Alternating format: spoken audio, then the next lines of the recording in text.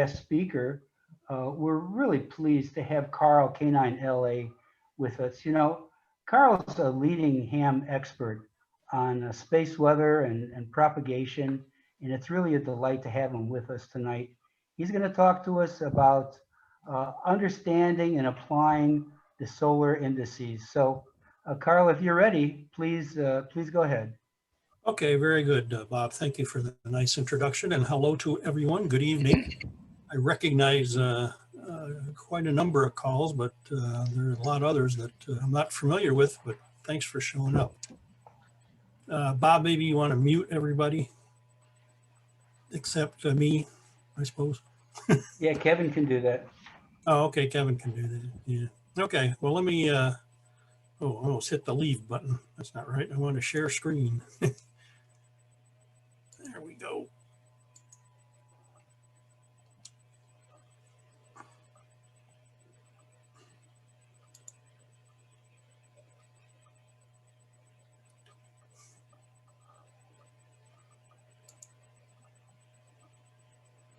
Ah, there we go. It's in the presentation mode now. Hopefully it shows up there.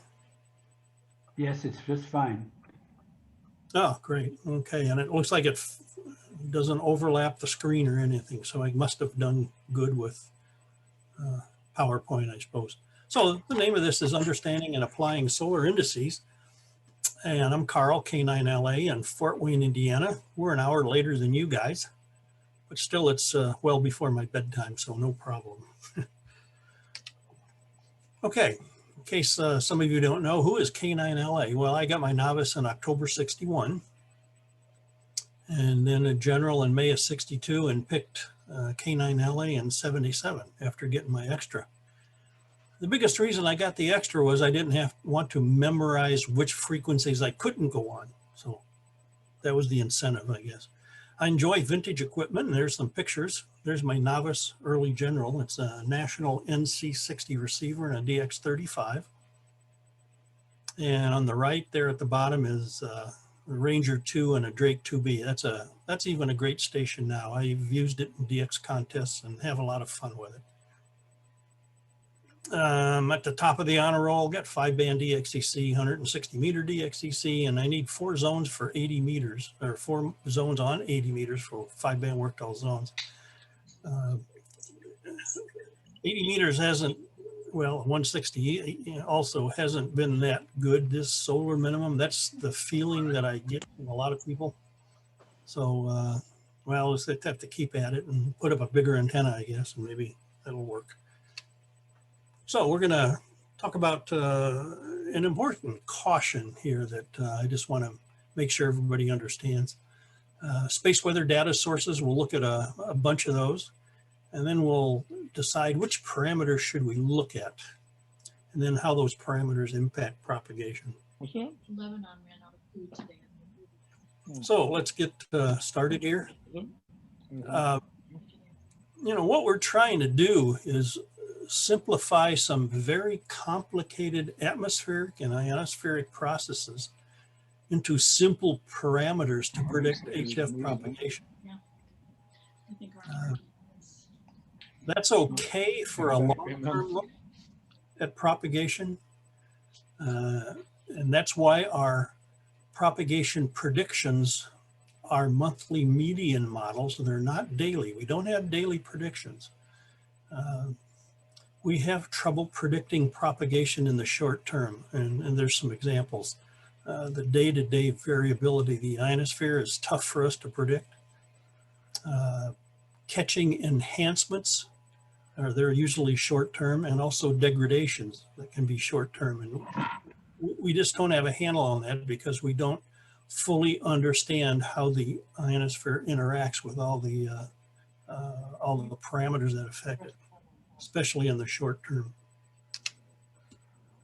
As an example of day-to-day variability of the ionosphere, on the left is a chart or a plot of the maximum usable frequency for a 3,000 kilometer path via the F2 region over the Wallops Island ionosonde at 1700 UTC. And you can see the MUF is there for all 31 days of August.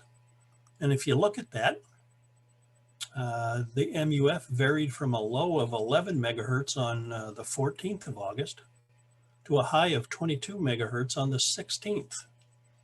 Now, if we look at space weather data, that's the right plot. For the month of August 2009, we had 0 sunspots every day. The 10.7 centimeter solar flux was pretty much constant at about 66, plus or minus 1 point or so. And the Earth's magnetic field was relatively quiet. So why did the MUF vary over a 2-to-1 ratio during that month? Well, the reason comes down to the fact that there's 3 parameters that determine how much ionization is at a given location at a given time. Of course, solar radiation is one of those parameters. Geomagnetic field activity is another parameter. But the one we really don't have a handle on, but there's a lot of research going on, is events in the lower atmosphere that couple up to the ionosphere. For example, we can see signatures of hurricanes in the ionosphere. The big earthquake in Japan, and well, I forgot the date now, but the real big one, it created a tsunami that propagated across the Pacific Ocean to the west coast of the US. And we could see perturbations in the ionosphere when the tsunami hit that area. So lots of interesting stuff going on, and we just don't have a handle on it. And that's why our propagation predictions are not daily. We just don't understand it yet. Enhancements and degradations. There's, I have a handful of short-term events that I just can't explain. Most of them are enhancements. An unusual band opening. Signal strength significantly higher than predicted. And of course, there's also some degradations. A very recent example. On January 1st, 2nd, and 3rd of 2021, K7SS worked JD1 BMH on Ogasawara on 20 meters via long path, 31,800 kilometers or so. Now, why wasn't the short path open? That's only 8,200 kilometers. And VOACAP said short path should have won by a significant amount, but it didn't. What the problem is in trying to understand these short-term events is there's just not enough data to see what's going on. Ionoson data, we have ionosons around the world, but none are over water. Total electron content data from GPS satellites, but again, you need a GPS receiver on the ground, and they don't happen over water usually. There's hardly any ionospheric absorption data, which is very important on the low bands. You know, there was a comment about 160 meters is up and down. Well, if we maybe had some more data from the lower ionosphere about absorption, we might be able to understand what's going on, but we can't. So you got to just sit in your chair and be there all the time. There's other data that would be desirable. Particle precipitation, in other words, the electrons that funnel into the auroral zone to give us auroras. The electric field, there's an E field in millivolts per meter. If we can monitor that, we might be able to understand more. But enough of this. Let's get on to some space weather data sources. And I'll also have an explanation of those parameters that we're going to look at. And there's 4 that we're going to look at. Mostly the first one is probably one we'll spend a little bit more time on. The other 3, they kind of mirror, you know, the data. There's not that there's any new data at the other sites. And there are probably some more general websites out there with data. And there are many others that are more specific, like if you just want to look at one parameter in great detail, you can do that. But we're going to just look at some general stuff. And the first one is the banner that you probably see a lot. It's from N0NBH. And this is the banner that shows up on the home page if you go to www.qrz.com to look up a call sign or something.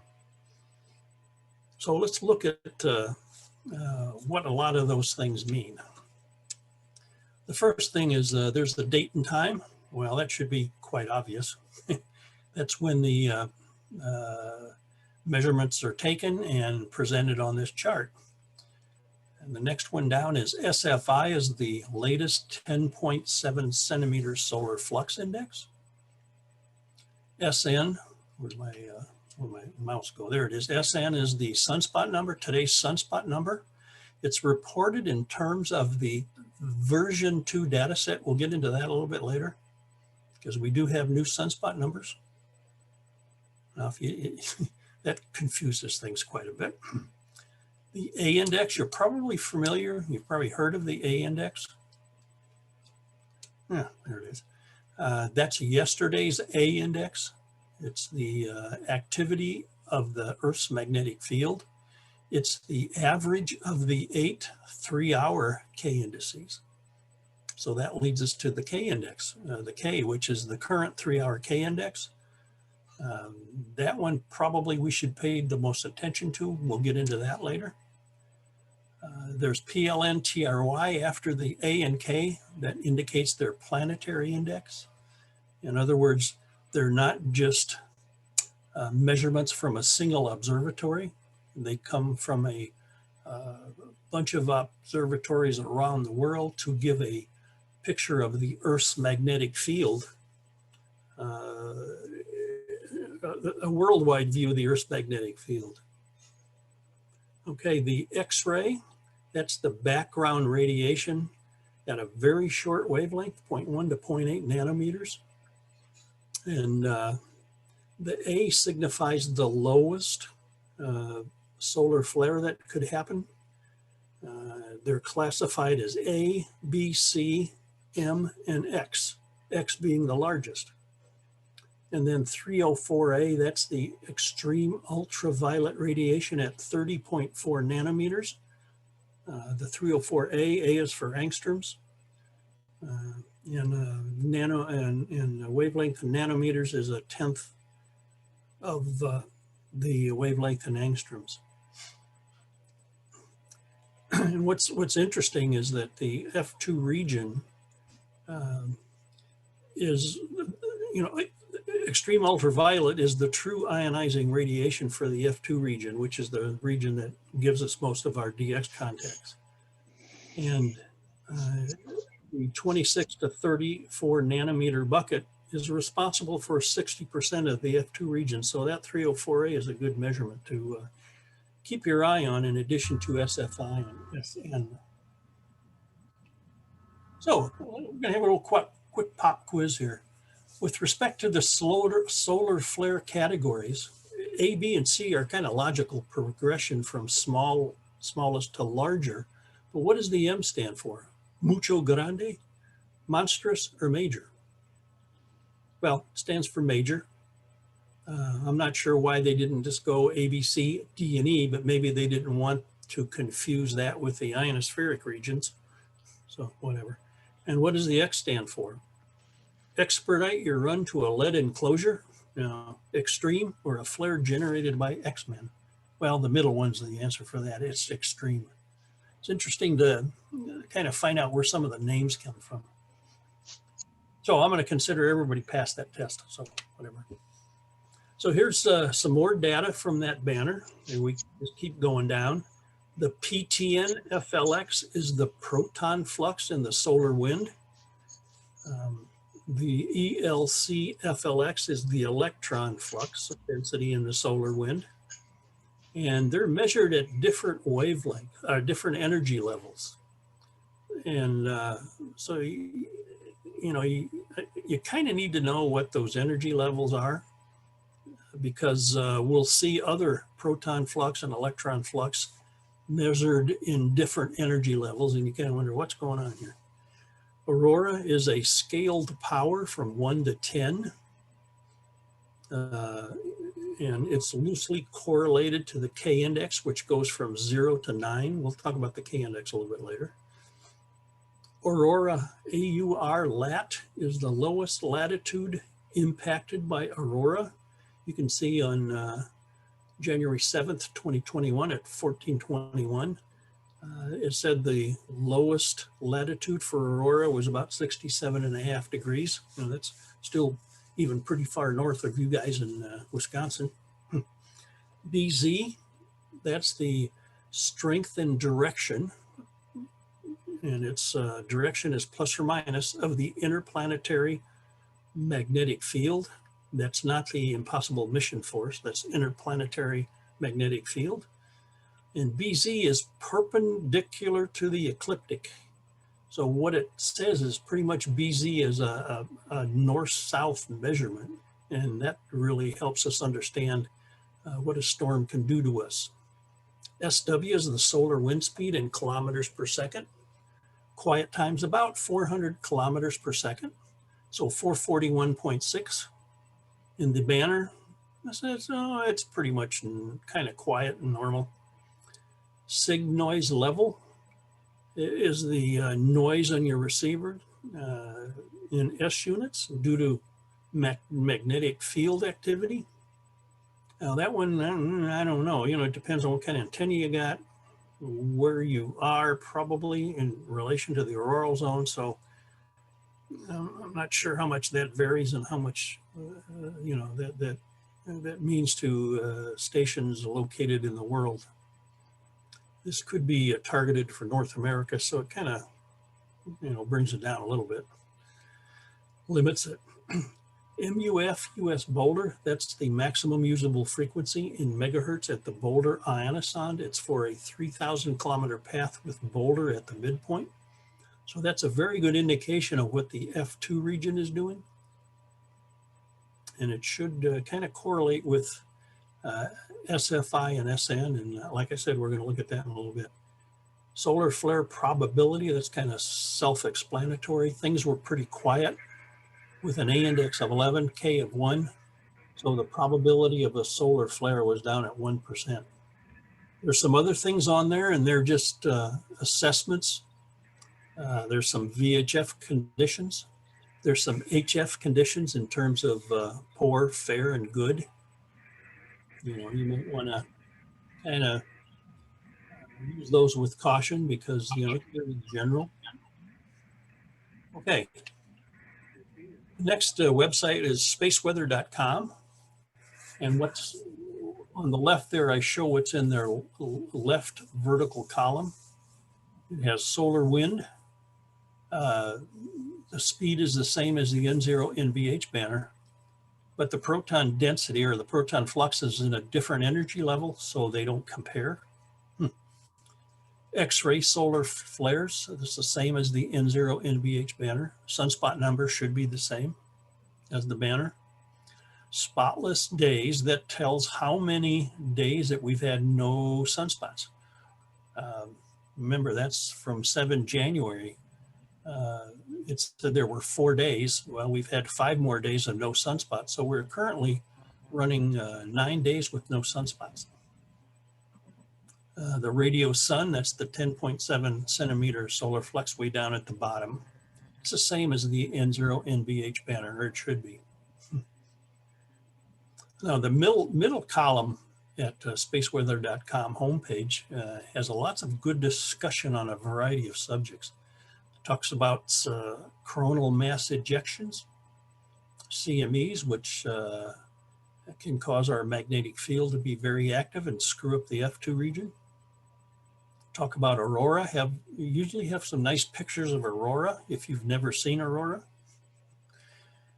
Talks about near Earth asteroids, in case we have to, you know, move the Earth out of the way or something like that, or get the asteroid out of the way, I suppose.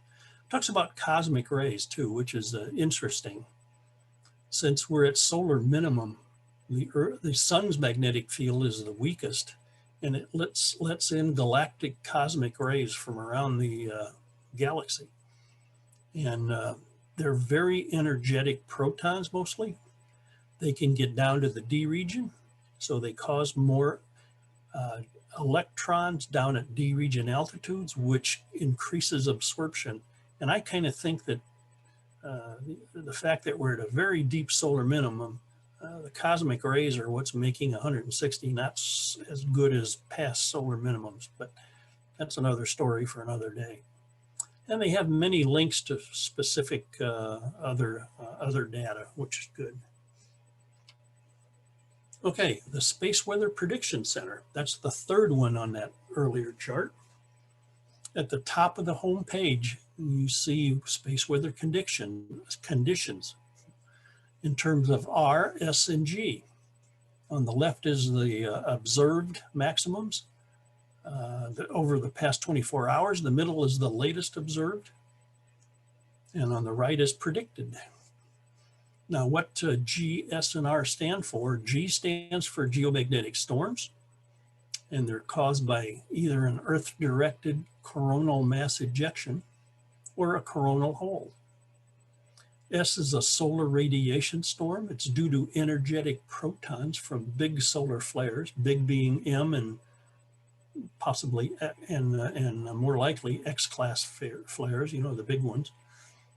And R is a radio blackout, and it's due to the X-ray radiation from a big solar flare. The scale is 1 to 5. So if we see a 1, that means minor. And well, if you see none, that means nothing's going on. 1 is minor, it shouldn't be a problem. 5 would be extreme, and you could expect some degradation in propagation because of that. Of course, the VHF types like that because it gives them aurora at VHF. So here's a big picture for these disturbances to propagation, the G and the S and the R. So we're just looking at a picture of Earth, kind of looking down on the North Pole. The X is the North Geomagnetic Pole. You can see the auroral oval centered on the North Geomagnetic Pole. You can see there's daylight towards the top left. There's darkness over the Earth on the bottom right. The most intense auroral ionization is in the midnight sector. So that's why it's all orange there in the dark side of the Earth. And what geomagnetic storms can do is decrease the F2 region MUFs at high latitudes. They can possibly cause some MUF enhancements at low to mid latitudes, and they can do this day or night. It doesn't matter. Also G, and down in the lower right, it causes increased ionization in the auroral oval, giving aurora at VHF, causing more absorption at HF. But there might be some good news. It could cause horizontal refraction on the low bands, in other words, a skewed path, and those have occurred. The solar radiation storm, the big solar flare sends energetic protons into the polar cap, and that causes increased absorption. And only in the polar cap, which is the area within the auroral oval. And it can happen day or night.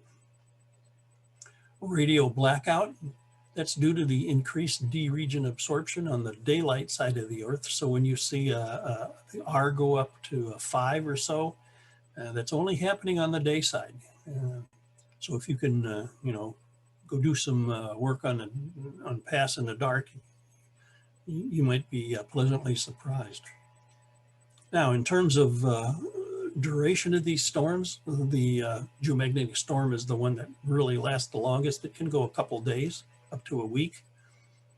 The solar radiation storms is probably in the middle, maybe a couple days at most.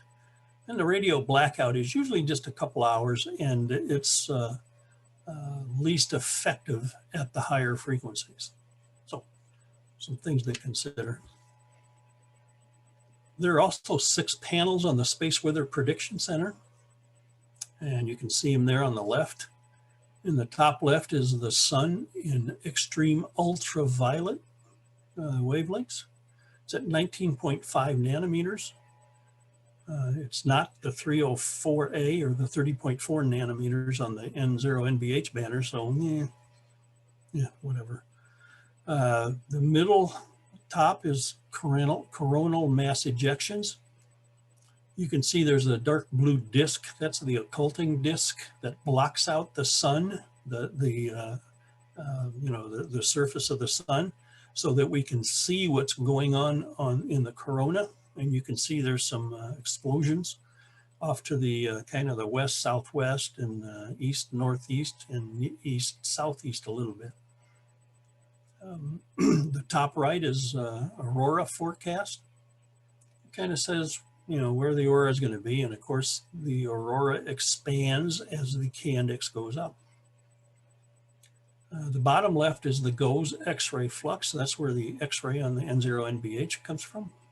Flux, okay, GOES proton flux. Now this is at geosynchronous altitude. In the solar wind, as on the N0NBH banner, that's comes from the Advanced Composition Explorer satellite. It's about 1 million miles from Earth on the way to the sun, so it's not the same as this proton flux. The GOEXS GOES, that kind of gives it away. That's a satellite that's in geosynchronous altitude, and I think maybe in polar orbit too. So just be aware it's not the same. And there's the estimated planetary K index, and that's where the N0NBH banner data should come from. When the K index is from 1 to 3, it's green, yellow is 4, and anything 5 or greater, 5 or greater is red. So it was kind of quiet here on this day. Okay, another one that has a lot of data is solarham.net by VE3EN.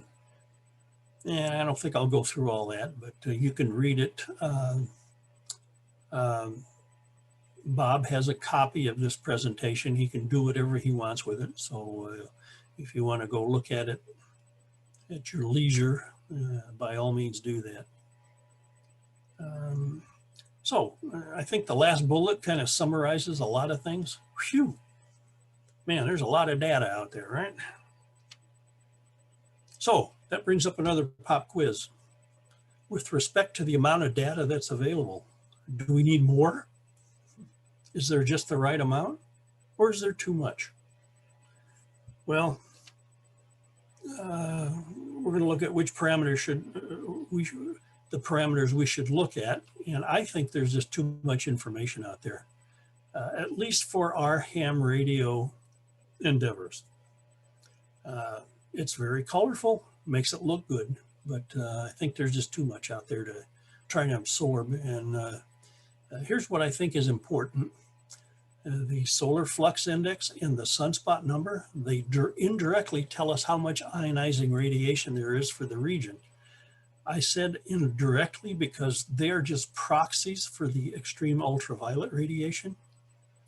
Related parameters to SFI and SN are the 304A, the radiation at 30.4 nanometers, and the MUF from the Boulder ionosphere.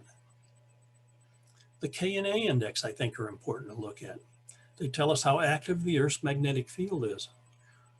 Some of the related parameters that are also on all those at those sites, BZ, the magnetic field component that is perpendicular to the ecliptic. The ecliptic is the plane that the sun and the Earth are in. So perpendicular, like I said before, indicates it's kind of north-south with respect to the Earth, so that's kind of good. The solar wind is important. All that GSR, geomagnetic storms, solar radiation storms, and radio blackouts, and also the X-ray flux. So, how do these parameters impact propagation? Again, I'm going to simplify things quite a bit, and just remember that we may miss some short-term events because of it. That just reiterates that solar flux and sunspot number are proxies for true ionizing radiation of the F2 region. The solar flux index, at solar min is around 65. Sunspot numbers around 0. But there's still enough extreme ultraviolet from the sun to keep 20 meters open during the day and early evening. So that's our baseline. So if we're at solar minimum, 20 meters is still open with the SFI of 65 and the SN of 0. So as the SFI and SN go up, that can indicate what the bands may be doing. Now, the daily solar flux can vary from about 65 to 350. The daily sunspot number, the version 2 data set, can go from 0 to about 450. The daily extreme ultraviolet could go from about 70 to 500. That's my best guess because we didn't have extreme ultraviolet measurements from satellites back during cycle 19, the biggest one on record. So I just had to make a guess, and that's what my best guess is. Now, unfortunately, the ionosphere doesn't correlate well to what's happening today with those measurements. And I mentioned that earlier. We don't have daily propagation predictions. The ionosphere correlates best to the smoothed solar flux sunspot number in EUV. Smooth means we take the daily data, average it over the month, and then create another average of 12 months of average data, daily average data. So it's very heavily averaged, but it sure smooths out all the spikes in the data. So what I've just said that to kind of correlate to smooth numbers, I've said that the SFI, the solar flux index value for many weeks, if it's up at 90 for many weeks, then probably 15 meters is going to be open very consistently worldwide. And then you can look down at 10 meters and also 6 meters. Again, I can't stress enough that, you know, just because the solar flux or the sunspot number bounces up for a day or two, that's probably not going to do it. And there's the middle column is for the sunspot number. If the sunspot number's up at 50 for many weeks, then 15 meters, 10 meters, about 70, and 6 meters, well, 140 or so. We're a long way from the 140, and we're kind of far away from the 15 at the moment too. And there's the EUV value for many weeks. Let's see. So if the EUV value for many weeks is about 140, then 15 is probably open. Now, one good thing is that MUF at the Boulder ionoson is a real-time value.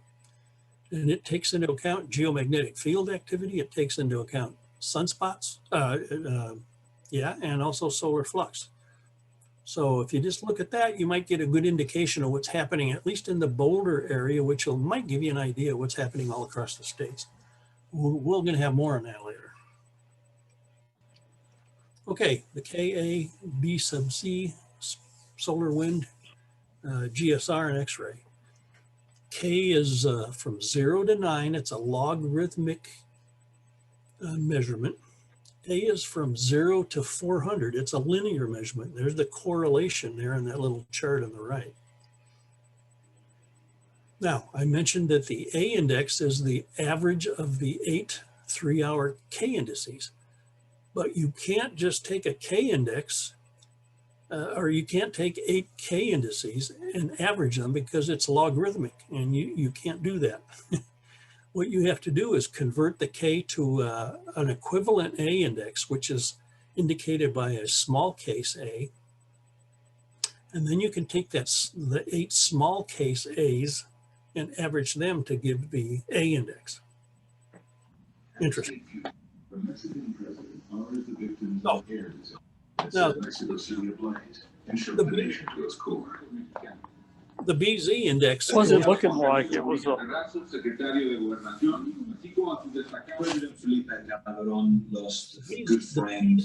hello there. As well as his number 2 in the government. Okay. The The BZ goes, somber moment is a reminder that there is still no explanation for the crash that killed 16 people.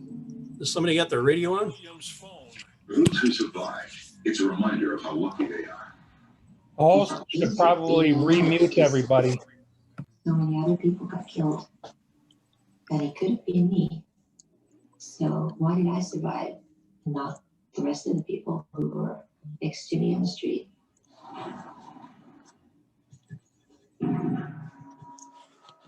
At the NTSB lab in Washington, D.C., all eyes are on the plane's flight data report. Can't you remute everybody? There we go. Okay. Am I muted? Well, I don't think I'm muted. Doesn't say I am. Oh, you're good, Carl. Carl. Okay. So BZ goes from minus 100 to plus 50 about. Solar wind can go from 400, the quiet time, to up to 2,000 kilometers per second. That's pretty quick. Again, GSR can go from 1 to 5. X-rays can go from A 1.0, which is the smallest solar flare, to the biggest, which is X 9.9. Now, we've had some big solar flares that have gone off our scale. So yeah, maybe there should be another, after X, another category. RB, really big or something like that. Now, generally, we'd like the K index to be less than 3, and that's an equivalent of an A index of about 15. That kind of indicates that the Earth's magnetic field is quiet and the ionosphere isn't really heavily disturbed. We'd like a positive B sub Z. A little negative is okay. That tells us that the interplanetary magnetic field is not coupling into the Earth's magnetic field, so that's good. We'd like the solar wind to be around 400, nice quiet. We'd like GSR values of 1, maybe 2 we could tolerate. And we'd like X-rays to be at A, B, or C. That's because M and X can cause solar radiation storms and radio blackouts, which will affect our propagation. Yep. What happened here? Now I bring up the question, do we really need all that data? I mean, any of it. Where's our technology? Well, there's a website you can visit. It's by Kilo Charlie 2 Golf. He takes ionoson data, or he assimilates ionoson data, which is available on the web. And that's what those circles with the numbers are. That's the reading of the 3,000 kilometer MUF at all those ionoson stations. And what he does is add contours to fill in the map. Now, what I've drawn on there is a path from Wisconsin to Europe. And looking at that for January 8th at 1430 Zulu, the path should be open on 20 meters. So here you can get a good picture of the whole world. Now it's kind of rough, but it's a good picture. And it includes all the geomagnetic stuff. It includes the solar radiation stuff. And it even includes those events in the lower atmosphere that can couple up to the ionosphere, because the ionoson is measuring real-time data and tells us how the ionosphere is reacting to all that stuff. So maybe you just want to look at that map and get a good picture of what's going on. Here's another example of some real-time data. Hopefully you're familiar with dxmaps.com or the PSK Reporter or WhisperNet. What it is, you can see what's going on a band in real time. Now I've selected a world view picture on the 17-meter band, and it doesn't say what the date was, but it's from 1442 to 1501 Zulu on that day. And you can see there were lots of East Coast to Europe, Europe to South America, and even some East Coast down to South America. So, you can just take a look at each band and see what's going on real quick. And again, what these are is just spots that are plotted on a map from the two stations, you know, the guy who spotted the DX and also the DX. Now, one of these days, you're going to be able to turn on your rig, input who you want to talk to, and the radio will go to the best band. That can happen right now. Of course, there's going to maybe eventually be a little button on the radio. It says, work them. You just press the button and just sit there and wait for your logbook of the world confirmation to show up. Yeah, that may happen someday, but well, whatever. Okay, another story. But if you still like looking at solar flux, sunspot numbers, and A indices and all that kind of stuff, here's a website that gives you a year-long look. It measures the, it plots the planetary A index, the daily sunspot number, a 30-day average of the sunspot number, which is trying to kind of head it towards a smooth value, which will more represent what the ionosphere is really doing today. The daily solar flux and also a 90-day solar flux average, again, trying to move it towards a smooth value. Now, what you can see here once we get out of solar minimum, we'll be able to see the 27-day solar rotation period. And you can see that in the geomagnetic, the red line, the blue planetary A index. You can see it's about 27 days in between those spikes. And what that just says is what's generating a disturbance is still there after 27 days. So, you know, you can look back 27 days and maybe tell what's happening today because of the sun's rotation. Of course, it doesn't help, you know, sunspots and solar flux when you're at solar minimum because nothing's going on. But as we come out of cycle 25 or come out of solar minimum, things should start picking up and you'll see some more trends in terms of the 27-day rotation. Okay, I mentioned new sunspot numbers. Well, way back in 1849, Rudolf Wolf devised the sunspot number. And what he did is took the number of sunspot groups, multiplied it by 10, added it to the total number of sunspots, and then multiply that by a factor that's called K. I think we would call it a fudge factor nowadays, but it includes telescope considerations, viewing conditions, observer bias. Now, his successor, Alfred Wolfer, applied a K of 0.6 to his counts to make his counts agree with Wolf. In other words, Wolfer counted more sunspots. And this got carried through forever. Now, there was concern about the old sunspot numbers, and it began in the early 90s, and there were 4 sunspot workshops held beginning in 2011. The result was a new sunspot data set, and it's called version 2, V2. The old version is V1. The biggest thing it did was remove that 0.6 factor.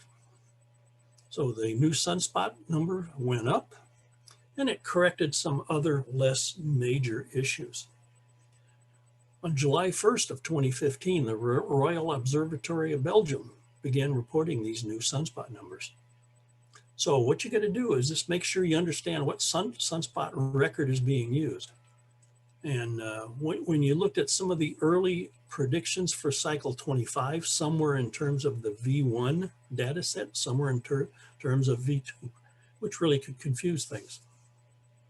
Now here's a comparison of the V1 record versus the V2 record from 1950 onward, and you can see the blue is the old data, the red is the new data. You can see taking out that 0.6 factor moved the new sunspot numbers up quite a bit.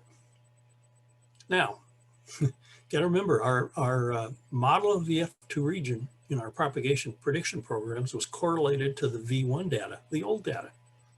So if you use the V2 sunspot numbers that are being produced right now or reported,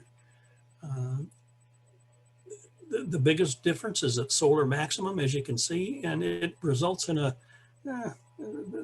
prediction will be about one band optimistic. So instead of like 14 megahertz with the old sunspot numbers, it'll probably be maybe 17 or even 15 meters with the new V2 data. Just got to make sure you understand that.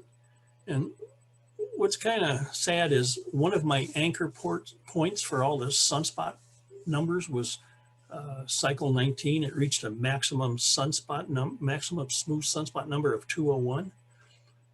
Well, if we believe the V2 numbers, and there's no reason why we shouldn't, that anchor point isn't there anymore. It's about 285 or so. So my little brain's got to get rid of the 201 and input the 285. Whatever. So here's my summary. There's lots of data available. Again, I don't believe our amateur radio operations need all that data. I think you should focus on the basics per slides 22 and 23, which was SFI, SN, A and K, and the related indices. And you could even use those real-time data that was discussed on slides 24 and 25, the worldwide MUF map and the DX maps, for example. Another way is get on the air and operate. Experience is a great way to gain knowledge. And, you know, you don't just get on to play around on radio, or you can do that, but, you know, set a goal, enter contests, have fun. Great way to build your code speed. Great way to improve your ability to make contacts quickly, whether it's CW or sideband. Go after worked all states, go after DXCC, go after worked all zones. But by all means, have fun. So, da-da-da-da-da-da from K9la. And that's all I had, Bob. I can answer questions unless it's real tough, and then I'll say I didn't hear the question. Okay, Carl, that was wonderful. Thanks so much for your great presentation. We really appreciate it. It is amazing all the data we have from the satellites nowadays. Mm-hmm. Gosh, you know, what did we do decades ago? Yeah, I don't know. I think we got along just fine, but you know, got on the radio and worked what you could. Yep. That's right. And you listened. Mm-hmm. Which we could use a little bit more of nowadays. But I still enjoy visiting these sites just about every day. I like Kevin VE3EN's site, solarham.com. Yep. I think it's just a beautiful, spectacular page. And behind every one of those images is a whole lot more. So if you click on it, boy, you know, you can get really lost in there, which comes back to your point, Carl, you know, how much of this do you really need? Yeah. Now, if you go to Kevin's website, I don't remember what the extension is on his URL, but he has about 10 years worth of sporadic data between Eastern and Midwest North America to Europe. Yeah. And that is really interesting to look at all that, to see how widespread sporadic is. Hey, Carl. He's solar. I'm sorry. Go ahead, Lloyd. I was just going to ask Carl. You know, for the last few years, we've kind of put up with multi-hop E-skip on 6 meters. How soon do you forecast F2 skip coming along on 6? Well, it kind of depends on how big cycle 25 is. If I didn't put a slide in there, I could have done that just for the heck of it. But cycle 25 has started.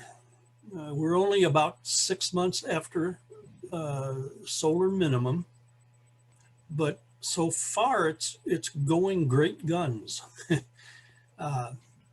And we may be able to tell what cycle 25 is going to do by how fast it rises. And at least for the first 6 months, it's rising as fast as cycle 19 did. So If we have a small cycle, we'll probably see 6 meter F2 around solar maximum, and that's about it in the fall months, fall and winter months. If we have a really big cycle, that's going to widen the duration of, how many years we have 6 meter F2. But all I can say is we got to wait and see what happens with cycle 25. Thank you. Yep. Can I speak? Please do, Ed. Carl, first of all, as a wee bit of humor, I think you need to add a slide along the line somewhere of the god Ionis. Okay. Yeah, that would be good. Fit him in here. Now, one of the things that I was very interested in your comments, you referred to the ultra UV radiation. Extreme ultraviolet, yes. Yes, and when you mentioned that, I kind of took it that you were sort of overriding some of the other values with that value. Am I off base on this? Yeah, you should kind of weight it a little bit more than SFI and SN, because it's radiation that actually does something to the ionosphere, to the F2 region. Okay. It doesn't do all the F2 region. I mentioned it's responsible for about 60% of the F2 region. There's other radiation that completes all the other stuff. Okay, on a day-to-day basis, when you get on the air, those of us who are on 40 and 8 and 20 meter schedules every morning have determined that there's essentially no damn value to A and KX SFI indexes, which you kind of explained because there's enough solar energy out there at 20 meters to work. But what seems to be a big contributor to stuff that's down within 1 or 2 hops seems to be the absorption.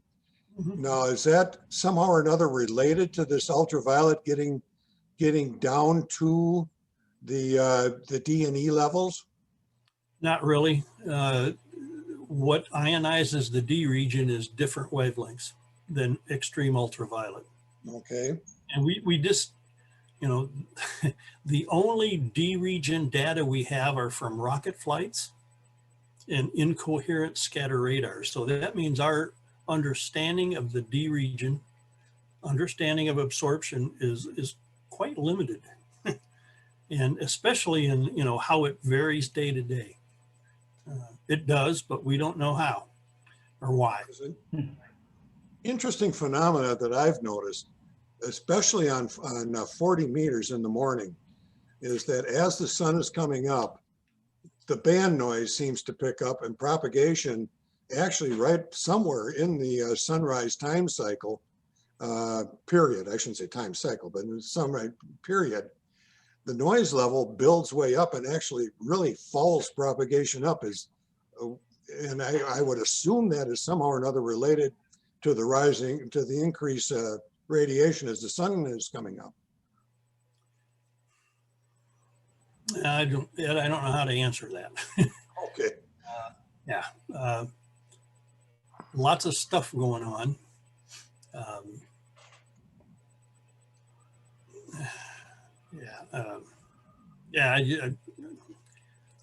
I don't think I have a good answer. Okay, that's fine. Yep. That's enough for me. Okay. Dave, WA0JKT, the question.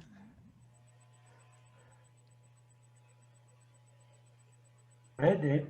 Oh, okay. I want to be acknowledged like on the air. I have been digging into this for the last month since I have been off the air for 40 years. And Carl, I followed some of your information along with the Bathyscove, which I follow.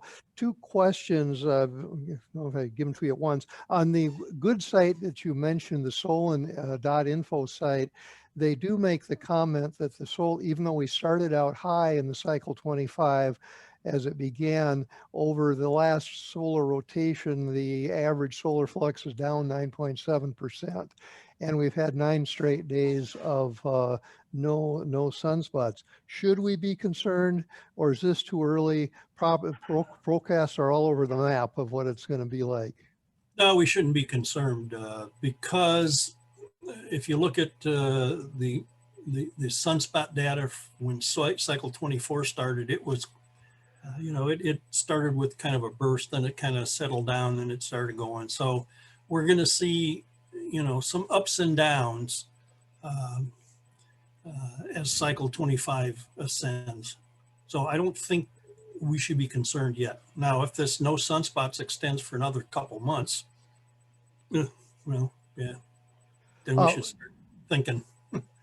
Somewhat related to that, I'm sure this is sort of a different topic, but I've been following the Stereo A satellite, which is giving us the backside of the sun, at least partially. As I understand, the orbit is going to be over the next few years less and less of the backside, and now of course Stereo A or Stereo B is out of commission, so we don't have simultaneous front and backside of the sun.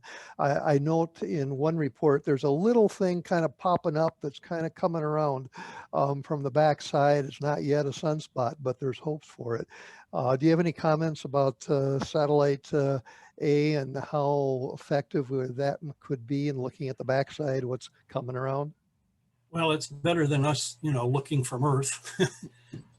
and I don't have the details on, how much is it going to degrade. But yeah, maybe, I don't know, maybe NASA's thinking about doing something to get a new, a second satellite up again. Who knows? Yeah, just so they won't do what they did to Stereo B, but that's another topic. Thank you for your comments. Sure.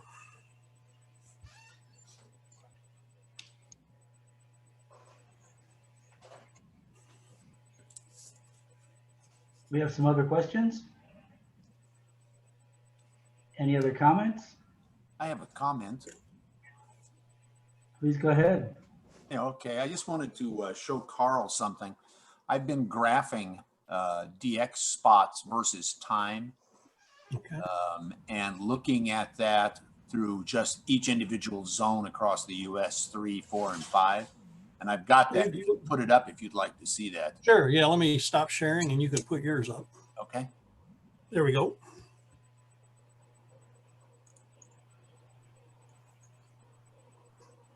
I'm not sure if you can see that clearly, but anyway, let's look at 40 meters. Yeah. This is time across here, and that's a local time at our time here, and Okay. spot count. Yep. And I've got data that lasts. I had this up a year or so ago and took it down because I changed machines. And about a week ago, I got it back up, but it does give long-term data as well. I've got to go a little further out to get more data for it. I'm good for about, I don't know, beginning of the year for starting it. So can you read much into that, do you think, or do you think that's just noise? Oh, it went away. Oh, let me put it back. I'm sorry. Yeah. It's kind of small, but I can read most of it. Let me give you a big one. Yeah. Okay, there's 20 meter spots. Yeah, so, and that's just zone 3. You mean spots from zone 3 stations? No, yeah, and I should have been more clear. There's about 600 lines of Perl code that's used to generate this. And what it is it logs into a cluster, looks at all the incoming spots, strips out all the non-US spots, Okay. looks at just the US or the non-US spots, and only counts spots from not in the US that spot US stations. Okay, so it's the spots coming into zone 3. Okay. Yeah, from outside of zone 3. Actually, Yeah. from outside of the US, Canada, and Mexico. Yeah, I have to get oriented on the. So I can probably tell when your sun. That's UTC, I assume. That's local time. Local time. So there's your sunrise. Sunrise, yeah. And then kind of drops out during. Yeah, it's 20 during the day. Yeah. And then next sunrise, yeah. Yeah, if you Well, look at. I'm sure it's good to look at. I'm sure those are real signals. Oh, I know they are. Yeah, I guarantee you. Oh, yeah, real the spots. signals. Yeah. There's 40. Okay.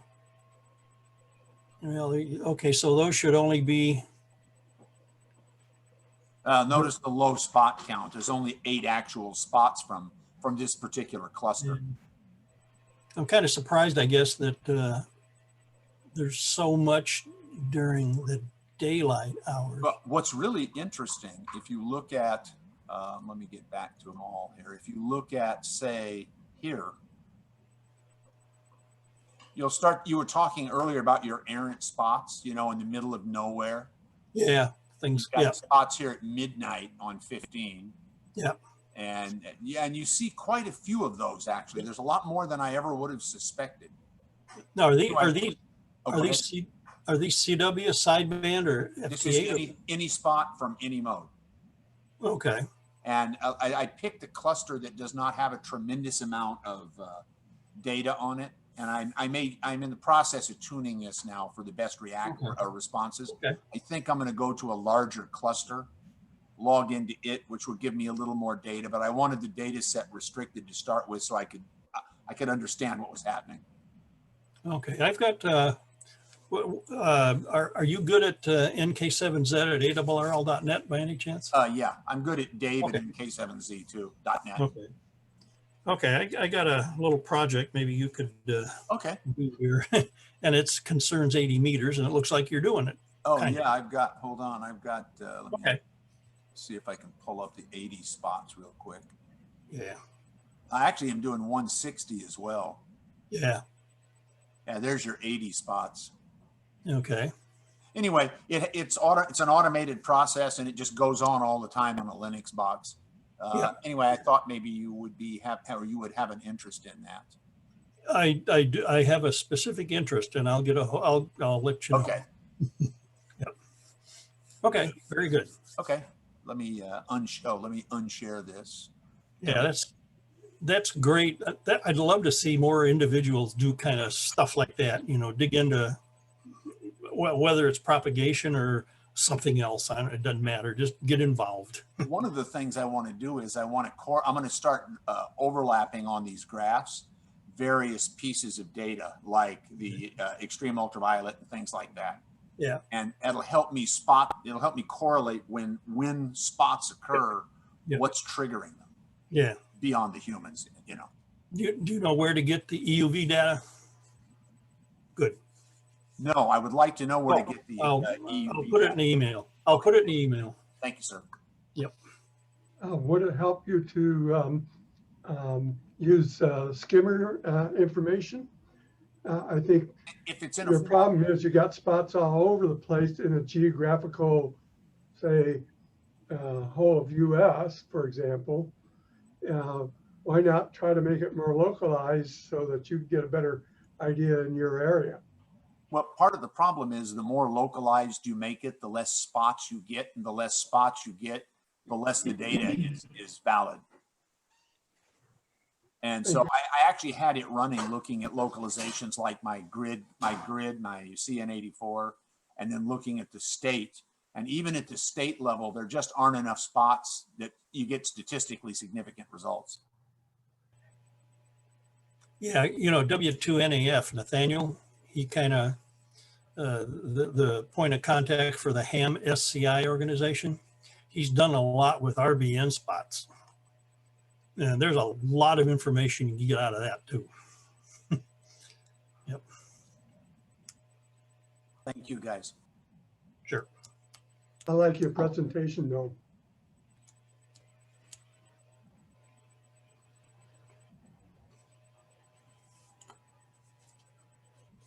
Anybody else? Well, I've got another question for Carl. I operate 160 meters and I'm also on the low bands. And sometimes the low bands seem to mimic 160 meters and other times they're opposites. When 160 is dead, the low bands are just, you know, going great guns. Have you noticed that, or has anybody looked into that, you know, the similarities and differences? Well, I've tried to take a look at it, and what I concluded is that 630 meters seems like it should be kind of like 160. 2200 meters is a totally different animal because, 137 kilohertz, that won't get above the D region. So it's just, a hop between the lower D region and ground. And of course, that's why, Loran C was at 100 kilohertz. It was worldwide because it didn't have to worry too much about what's going on up at the higher ionospheric altitudes and space weather stuff. And interestingly, generally in the HF bands, as we move down from 10 meters to 160, the absorption increases. And of course, it's pretty bad at 160. That's why, the signals are at near noise level. And of course, they're 20 over at 10 meters. But as you go even further down in frequency, the absorption starts decreasing. And when you get to 137 kilohertz, it's even less than 160 meters. So, and I don't know if you saw, there was an article by, I can't remember his call, he was a 5, but he monitored the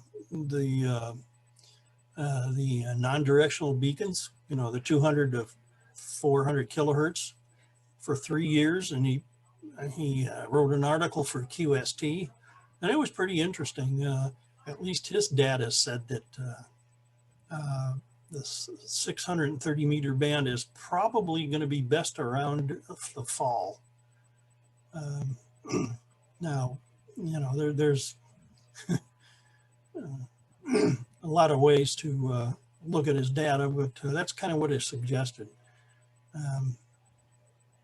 I'm not sure we know enough about the bands, but the more people get on there and report what's going on, we'll probably learn more. So keep listening and keep getting on those bands. Okay, in a related matter, the Electron gyro frequency that seems to have a significant effect on 160 meters. I believe that generally, was it 700 kilohertz and above? Does it also go down below? No, worldwide it's from about 0.7 megahertz, 700 kilohertz to about 1.7 megahertz. In our area of North America, it's about 1.5 megahertz. That's close enough to 160 meters. To what it does is, two characteristic waves propagate through the ionosphere, ordinary and extraordinary. And what it does, it heavily attenuates the extraordinary wave. So all we got is the ordinary wave left on 160. And that's probably the main factor of the electron gyro frequency. There are other gyro frequencies, like the proton gyro frequency. It's very low in frequency, but I don't know if it's, could it affect, 2200 meters? Yeah, I don't know. I haven't looked at it. But a lot of interesting stuff, and hopefully we'll learn more as people use those two lower bands now. Okay, thank you. Yep.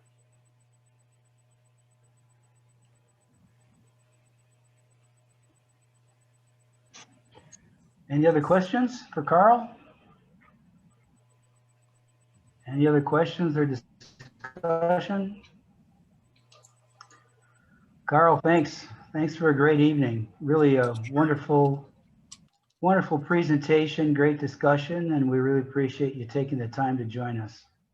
Yeah, if there's some area of all this that you want me to drill down into someday and give a presentation, just let me know. There's a lot of stuff. Yeah, absolutely. Well, yeah, there's so much. Well, thank you so much. And just to remind you all, if you want to see this presentation again, it won't be but probably a week or less before it's on our website. You can find it through our club website, madisondxclub.org. And there are also a lot of other presentations we gave this year that you might be interested in as well. Anyway, if we have nothing else for discussion, I think we will call it a night, gentlemen. Thank you, Carl. Wonderful presentation. Thank you. Thank you, Carl. Carl.